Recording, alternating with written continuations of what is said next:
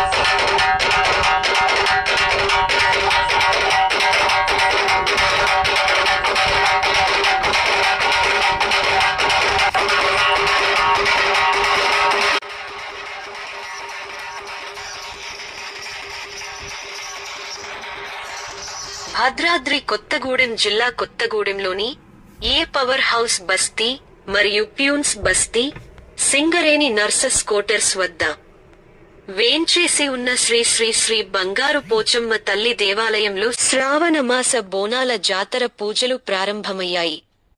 కోరిందే తడవుగా కొంగుబంగారమై భక్తుల కోరికలు తీర్చే బంగారు పోచమ్మ తల్లిగా కొలువై ఉన్న శ్రీ శ్రీ శ్రీ బంగారు పోచమ్మ తల్లి దేవాలయ విశిష్టత, దేవాలయ నిర్మాణం ఏ విధంగా జరిగింది, భక్తులు, దాతలు గుడి నిర్మాణం కోసం ఏ విధంగా సహాయ సహకారాలు అందించారన్న విషయాలను ఆలయ ధర్మకర్త రేవు ఎల్లబాయి ఈటీవీ 4U ఛానల్తో తెలియజేశారు. నా పేరు రేవు ఎల్లాబాయి గారు. నా కల్లో అమ్మ నైట్లో పడుకున్నప్పుడు ఎప్పుడు బోనాలు ఎత్తుకొని డప్పులు కొట్టినట్టుగా కల్లో వచ్చేదమ్మా. కల్లో వస్తుంటే ఒకరోజు అయ్యగారి దగ్గర కుంకుమ పూజలో ఉన్నప్పుడు గురువు గారిని అడిగాను, ఎందుకో ఇట్లా కల ఊరికే వస్తుంది అయ్యా, నాకు తెలియదు, రోజు డప్పులు కొట్టినట్టు బోనాలు ఎత్తుకున్నట్టు కల్లో వస్తుంది అని చెప్తే అయ్యగారు ఒక 5 నిమిషాలు కళ్ళు మూసుకొని ఏదో ప్రార్థించి చెప్పాడు, అమ్మ నీకు అమ్మవారు గ్రామ దేవతని సేవ చేయించుకొని చూస్తుంది, పెట్టేసేయి అన్నాడు. ఇంకా ఆ మాట మీద ఉగాది రోజు బోనాలు చేసుకొని ఒక రాయి దొరికితే రాయికి పూజ చేసి పెట్టాను. ఇంకా రాయి ఎవరో ఎత్తుకెళ్ళారు, అంత గందరగోళం చేశారు, అంత చికాకులు చేశారు, విగ్రహాన్ని పెడితే కూడా ఎత్తుకెళ్ళారు. ఆ తర్వాత అట్లా 14 సంవత్సరాలు చేశాను. చిన్న షెడ్ వేసుకొని 14 సంవత్సరాలు చేశాను అయ్యా. ఆ చేసి బోనాలు చేసి అన్నదానం చేసి ఆమెకు అట్లా చేసేదాన్ని. ఆ తర్వాత బస్తీ వాళ్ళందరూ సహకరించేసి నాకు చిన్నగా గుడి కడదాం అనుకుంటే పీకేసేవాళ్ళు. ఆ తర్వాత వన్మ గారు గెలిచారు. వన్మ గారు ముందుకొచ్చి నాకు 300 గజాల స్థలము ఇప్పించాడు. అక్కడ గుడి కట్టాను. ప్రజల సహాయంతో డాక్టర్లు అందరూ సహాయపడ్డారు. ప్రజలందరూ సహాయపడి నా దగ్గర కొంచెం ఉంటే ఆ అమౌంట్ కూడా పెట్టేసేసి కట్టేశాను. శ్రావణం ప్రారంభమైంది అయ్యా, ఇది మొదటి వారం.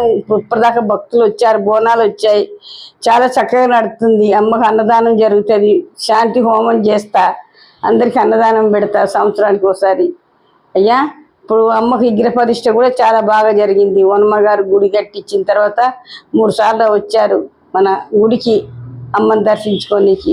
చాలా బాగా జరుగుతుంది అయ్యా, తప్పకుండా. సత్యమంతురాలు, చల్లని తల్లి, చాలా బాగా ఉంది. అమ్మ అందరి చల్లని చూపుతో చల్లగా చూస్తుంది. ఎవరికి హాని కలగలేదు. 14 సంవత్సరాలు అక్కడ రోడ్డు మీద పెట్టుకొని ఉన్నా ఎవరికి హాని కలగలేదు. దాతలు కూడా చక్కగా విహారాలు ఇచ్చేస్తాను, పూజకు అందిస్తున్నారు, గుడికి డబ్బులు కూడా ఇస్తున్నారు, బండ బరిపిచ్చారు. ఏ పౌరస్ బచ్చోళ్ళు అందరు సహకరించారు అయ్యా. తల్లి బాగానే చూసుకుంటుంది అయ్యా, అందరు మంచిగా జరుగుతుంది. నా పిల్లల్ని మమ్మల్ని అందరినీ ఆరోగ్యంగా ఉంచింది చాలా అయ్యా. తల్లి దయతోని మహాలక్ష్మి రూపు, నువ్వేది అనుకుంటే అది చేస్తుంది. ఖచ్చితంగా మొక్కుబడి తెచ్చుకుంటుంది, వదిలిపెట్టదు. అది మాత్రం నిజం. అమ్మ వరాలు ఇస్తుంది, ఖచ్చితంగా వరాలు ఇచ్చిన వాళ్ళ దగ్గర మొక్కుబళ్ళు తీసుకుంటుంది. నన్ను కూడా కష్టపెట్టేది అయ్యా. నాకు ఇప్పుడు 60-70 సంవత్సరాల దగ్గర. ఇప్పటికి కూడా నేను ఏదో పూజారికి ఆశపడకుండా అమ్మకు సేవ చేస్తాను. నేనే ఇంతవరకు అయ్యగారు లేకుంటే నేనే చేస్తున్నా అయ్యా. ఇప్పటికైనా మీ అందరు దయదలిచి అమ్మని చూసి దర్శించుకొని సంతోషం పడవచ్చు అయ్యా. అయ్యా, మన ఎమ్మెల్యే గారు సాంబశివరావు గారు, అనిల్ కుమార్ వీళ్ళు కూడా వచ్చారు ఉన్న వాసు కోసానికి. పిల్లలు లక్ష్మణరావు వీళ్ళందరూ, భాస్కర్ రావు, రాజేశ్వరరావు అందరూ సాయపడ్డారు. డాక్టర్లు అందరూ మాలతి మేడం, సుజాత గారు, చాలామంది డాక్టర్లు అందరూ సహాయపడ్డారు. ఆనంద్ బాబు, వెంకటరమణ సార్ అందరూ డాక్టర్లు కూడా సహాయపడ్డారు అయ్యా. మాకు అందరూ మంచిగా చేశారు. అమ్మని చక్కని తల్లి అని చక్కగా కొలుచుకుంటున్నారు. మీ అంతా దయతో మీరు కూడా కొలుచుకొని అమ్మని ఆశీస్సులు తీసుకోండి. 2 తెలుగు రాష్ట్రాల్లో జరుగుతున్న మరిన్ని భక్తి కార్యక్రమాల ప్రత్యేక కవరేజ్ భక్తి సమయం కార్యక్రమంతో మేము ముందుకు వస్తాం. సర్వే జన సుఖినో భవంతు.